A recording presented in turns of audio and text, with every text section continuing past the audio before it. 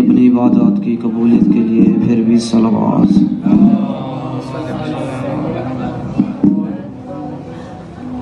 اعوذ باللہ من الشیطان الرجیم، بسم اللہ الرحمن الرحیم۔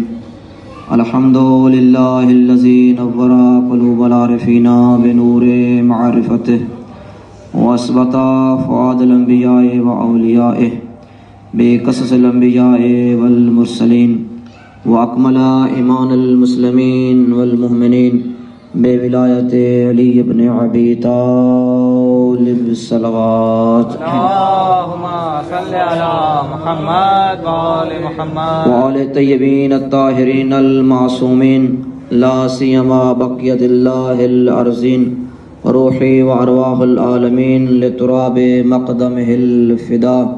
اما بعد فقد قال امام جعفر صادق علیہ السلام: من اراد اللہ بہ خیرا قذف فی قلب حب الحسین وحب الزیارہ والصلوات۔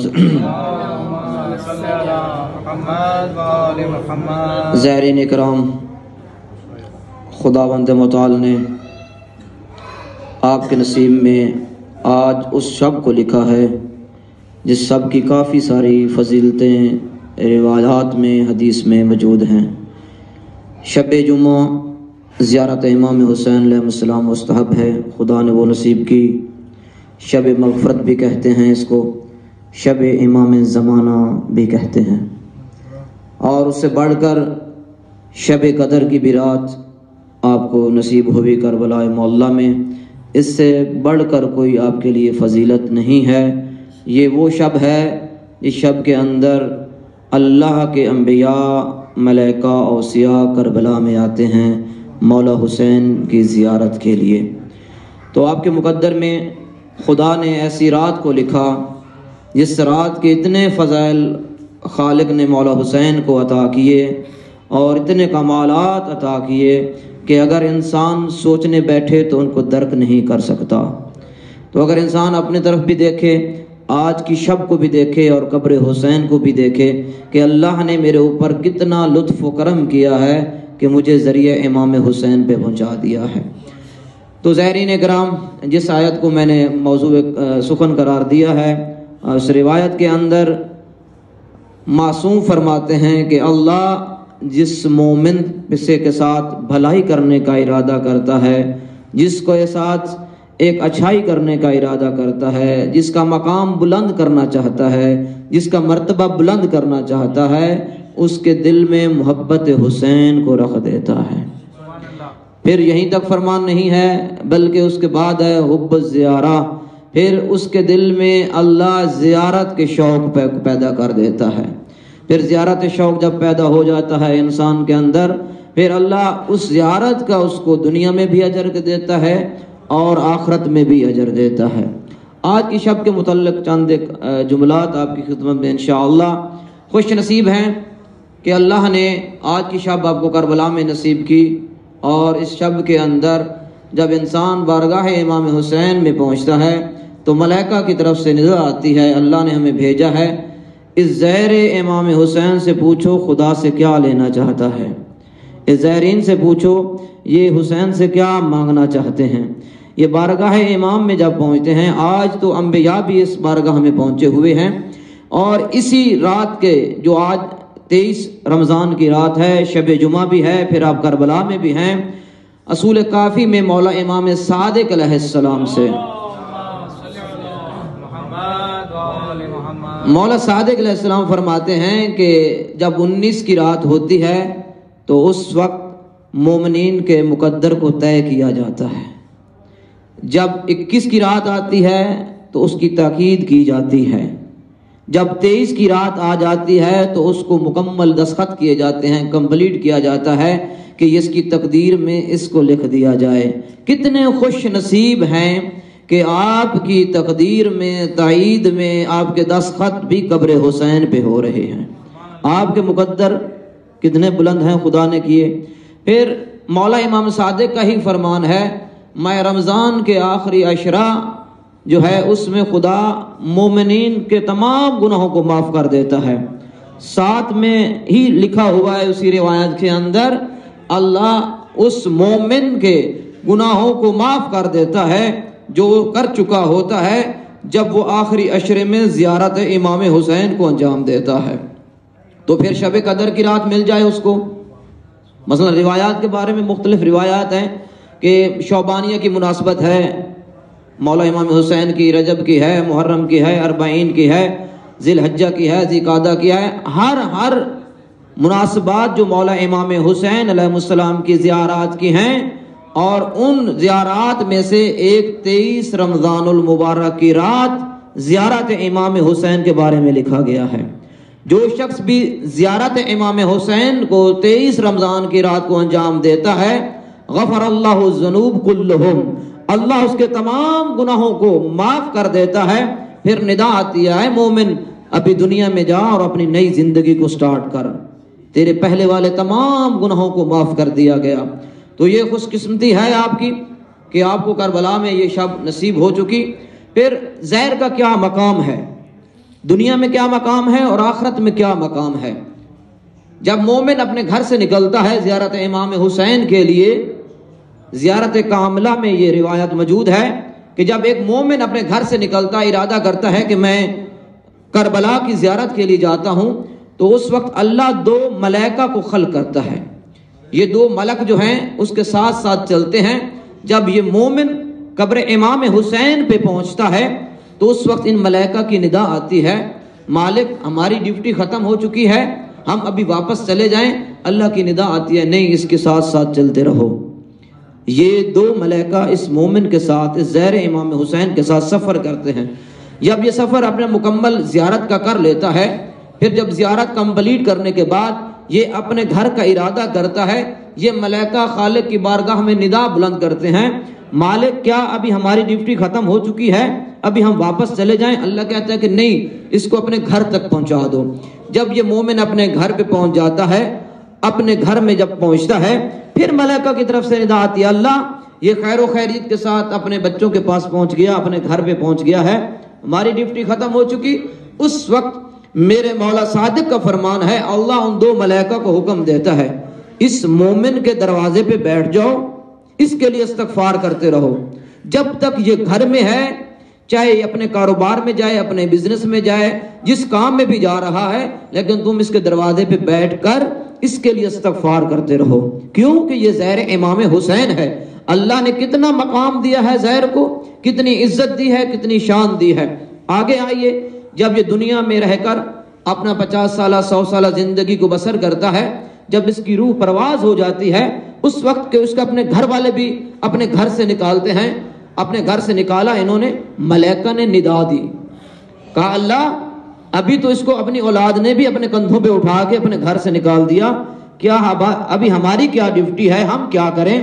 تو خدا کی طرف سے آواز آتی ہے، میرے ملائکہ، وہ ملائکہ جو ذکر خدا کے علاوہ کوئی اور ذکر نہیں کرتے، جو سجود خدا کے علاوہ کسی اور کو سجدہ نہیں کرتے، جو رکوع خدا کے علاوہ کسی کو رکوع نہیں کرتے، وہی ملائکہ اس مومن کے لیے استغفار کر رہے ہیں۔ وہ استغفار کرتے رہے، مومن کو اس کی اولاد نے یا اس کے بہن بھائیوں نے اٹھایا، قبرستان میں پہنچا دیا، قبر میں دفن کر دیا۔ یہ ملائکہ کہتے ہیں ابھی ہماری ڈیوٹی ختم ہو چکی ہے۔ اس وقت آواز آتی ہے اللہ کی طرف سے، اس کی قبر پر بیٹھ جاؤ، قیامت کا سورج طلوع ہونے تک اس کے لیے استغفار کرتے رہو۔ تم نے دنیا میں رہ کر ایک زیارت امام حسین کو انجام دیا تھا، ایک زیارت امام حسین کو انجام دیا تھا، اس کا اجر یہ ہے کہ اللہ نے تمہیں دنیا میں بھی ملائکہ کے ذریعے استغفار کروایا تمہارے لیے، اور آخرت میں بھی تمہارے لیے خدا نے استغفار کا بندوبست کیا۔ یہ دنیا میں رہ کر تھوڑے سے عرصے میں آپ نے اتنا مقام حاصل کر لیا۔ اگر انسان ابھی آ جائیے بروز معاشر، جب انسان بروز معاشر میں پہنچ جائے گا تو اس وقت اس مومن کا زہر کا کیا مقام ہوگا، اس مومن کا۔ صلوات پر محمد و آل محمد۔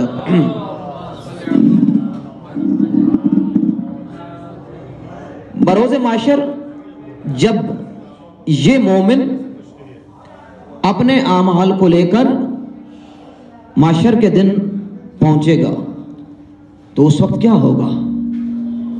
ایک دفعہ صلوات پر محمد و آل محمد کے ساتھ۔ معصوم فرماتے ہیں کہ اللہ نے اس زہر امام حسین کو حق کے شفاعت دے رکھا ہے۔ بروز معاشر یہ کیا کرے گا؟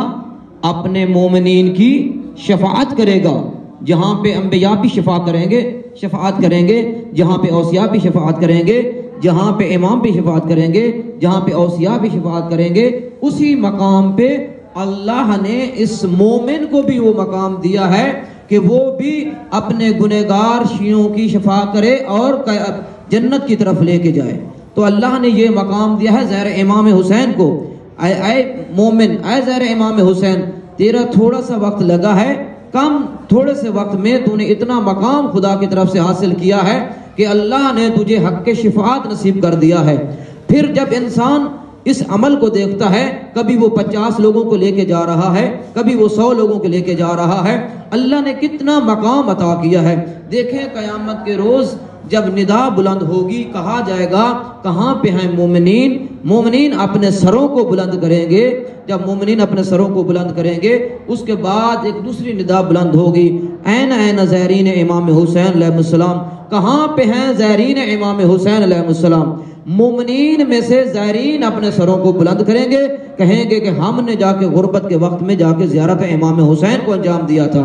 جب وہ زیارت امام حسین کے لیے انسان اس عمل کو انجام دیتا ہے تو اللہ قیامت کے روز اسے سب سے پہلے جنت میں بھیجے گا، اور جنت میں اکیلا نہیں بھیجے گا، کہے گا اے زہر جس کا دل چاہتا ہے تو اس کو جنت میں لے کے جاؤ۔ ایک دفعہ صلوات پڑھ محمد و آل محمد۔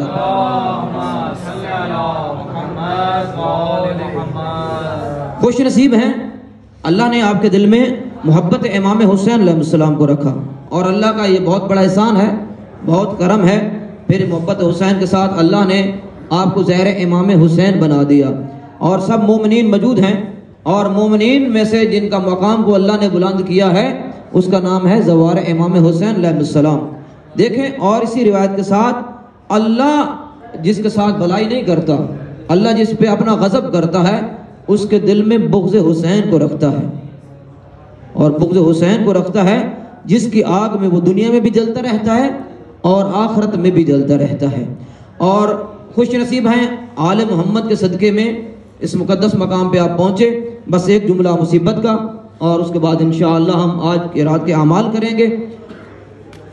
یہ زیارت آپ نے بھی کر لی، کربلا آپ پہنچے ہیں، پہلے آپ کوفہ میں گئے تھے، 19 کی رات آپ نے کوفہ میں گزاری، اور 21 کی رات آپ نے نجف میں گزاری۔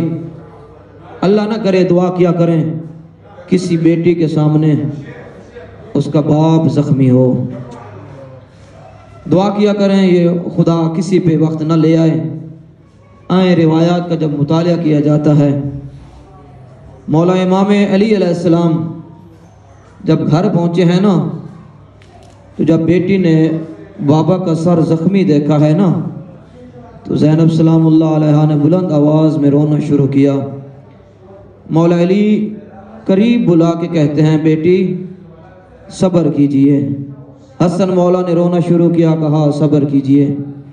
لیکن جب میرے مولا امام علی علیہ السلام نے دیکھا ہے نا مولا حسین رو رہے ہیں، اور مولا امام حسین کا رونا کوئی عام رونا نہیں تھا، حسین اپنے بابا پہ اتنا گریہ کیا کہ میرے مولا کی آنکھوں جو ہیں وہ زخمی ہو چکی۔ جب میرے مولا کی دونوں آنکھیں زخمی ہوئی ہیں نا، مولا علی بلاتے ہیں، بلا کے کہتے ہیں یا بنیا حسین، میرا بیٹا حسین ذرا میرے قریب آؤ۔ جب قریب آتے ہیں نا، علی جتنے بھی صابر تھے نا، میرے مولا علی نے بلند آواز سے رونا شروع کیا، کہا بیٹا حسین آپ کا رونا مجھ علی سے برداشت نہیں ہو رہا، آئیے ابھی آپ کربلا میں موجود ہیں۔ ابھی کربلا میں ایک اور بیٹی ہے جو اپنے بابا کو ملنے گئی تھی، لیکن کسی نے وداع نہ کرنے دیا۔ بیٹی کتنے سال کی تھی؟ 4 سال کی سکینہ تھی۔ مولا حسین زخمی ہو چکے تھے، کہیں علی اکبر کا زخم، کہیں پہ عباس کے زخم، کہیں پہ شہزادہ قاسم کے زخم، سارے زخموں کو اپنے دل پہ لے کر جب میرے مولا حسین کربلا کی زمین پہ اترے ہیں نا، اس وقت ہر طرف سے مارو مارو کی آواز آ رہی تھی۔ لیکن کہتے ہیں بطول کے لال کے سینے میں اتنے تیر لگے ہوئے تھے، جب بی بی سکینہ ملنے کے لیے آئی ہے نا، بی بی سکینہ نے کوشش کی ہے میں اپنے بابا کو اپنے سینے سے لگا لوں، لیکن روایت مقتل کے الفاظ ہیں، بی بی سکینہ اپنے بابا کو سینے سے نہیں لگا سکی۔ میرے مولا حسین نے کہا بیٹا ایک دفعہ رک جائیے، مجھے اپنا تیروں سے سینہ صاف کرنے دیجئے۔ مولا حسین نے ایک ایک تیر کو نکالنا شروع کیا تھا، اکیلا تیر نہیں آ رہا تھا، علی کے بیٹے کا جگر بہر آ رہا تھا۔ جب مولا حسین نے تیروں کو نکال لیا نا، اس وقت کہا آجو میری سینے کا تعویذ سکینہ۔ جب بی بی سکینہ کو مولا حسین نے اپنے سینے سے لگایا ہے نا، ادھر سے شمر خنجر لے کے آ جاتا ہے۔ جب شمر خنجر لے کے آ جاتا ہے نا، شمر کہتا ہے مولا حسین کو کیا بیٹی کو تم بھیجتے ہو یا میں بھیجوں؟ مولا حسین نے بیٹی کو پیار کیا، پیار کرنے کے بعد کہتے ہیں بیٹا تم خیام واپس چلے جاؤ۔ لیکن یہ وقت میرے مولا حسین پہ روایات کے الفاظ ہیں، شمر نے خنجر نکالا، مولا حسین کے اوپر چلانا شروع کیا، ادھر سے انبیاء نے آنا شروع کر دیا، آدم سے لے کر خاتم تک تمام انبیاء کربلا میں اتر چکے۔ جب پہلی ضرب چلی ہے، آدم نبی نے کربلا چھوڑ دیا، نوح نبی نے کربلا چھوڑ دیا، یہاں تک ضربیں چلتی رہی، نبی کربلا چھوڑتے رہے۔ ایک ایسا وقت آ جاتا ہے جس وقت میں ایک ضرب چلی ہے، نبیوں کے سلطان نے کہا اے علی تم جانو اور حسین جانے۔ جب مولا حسین اور مولا علی کا وقت آ گیا، دوسری ضرب پھر چلی۔ جب ضرب چلتی ہے، مولا حسین مولا علی کہتے ہیں زہرا تم جانو اور حسین جانے۔ بی بی زہرا نے اپنا دامن پھیلایا، دامن پھیلانے کے بعد ایک جملہ کہا میرا اللہ گواہ رہنا، ماں کے سامنے بیٹے کو ذبح کیا جا رہا ہے۔ الا لعنت اللہ علی القوم الظالمین۔